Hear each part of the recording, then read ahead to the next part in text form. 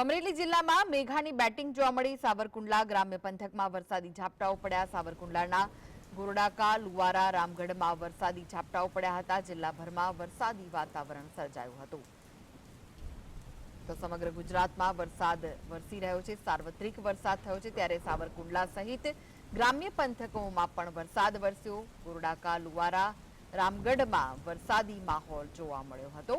અમરેલી જિલ્લામાં વરસાદી માહોલ જોઈ રહ્યો છે। અમરેલીમાં પણ વરસાદ વરસ્યો છે, જેના કારણે લોકોને ગરમીથી તો રાહત મળી છે, સાથે જ આકાશમાંથી કાચું સોનું વરસતા ખેડૂતો પણ ખુશખુશાલ થયા છે। ખેડૂતો પણ હવે વાવણી માટે તૈયાર થયા છે, સાથે જ નદીઓમાં પણ નવા નીરની આવકથી ખેડૂતો ખુશ થયા છે।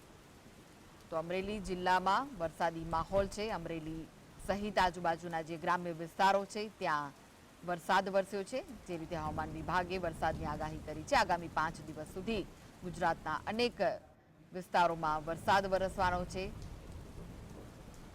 ત્યારે દક્ષિણ ગુજરાત સૌરાષ્ટ્રમાં પણ વરસાદને લઈને આગાહી કરાઈ છે। સૌરાષ્ટ્રનો જે દરિયાઈ પટ્ટો છે ત્યાં પણ વરસાદ વરસી રહ્યો છે। વધુ વિગતો માટે જોડાઈ ગયા છે સંવાદદાતા કલ્પેશ। કલ્પેશ, અમરેલીમાં પણ વરસાદી માહોલ જામ્યો છે, શું વિગતો મળી રહી છે? ક્યાં કેટલો વરસાદ વરસ્યો છે? જી, ચોક્કસથી જણાવી દઉં કે અમરેલી જિલ્લામાં જોઈએ તો સતત વરસાદી માહોલ જોવા મળી રહ્યો છે। અમરેલી જિલ્લાના લાઠી પંથકમાં પણ જે ગ્રામ્ય વિસ્તારો છે તેમાં છૂટો છવાયો વરસાદ જોવા મળી રહ્યો છે। ખાસ કરીને જાફરા બેટ જે દરિયાઈ પટ્ટી છે, જે કોસ્ટલ બેલ્ટ કહેવામાં આવે છે, તે વિસ્તારમાં પણ વરસાદ પડી રહ્યો છે। તેમાં નાગેશ્રી, કડિયાળી, વઢેરા, બાબરકોટ, મિતિયાળા સહિતના જે વિસ્તારો છે, જે દરિયાઈ પટ્ટી છે, તેમાં વરસાદ વરસી રહ્યો છે। જી, આભાર માહિતી આપવા માટે।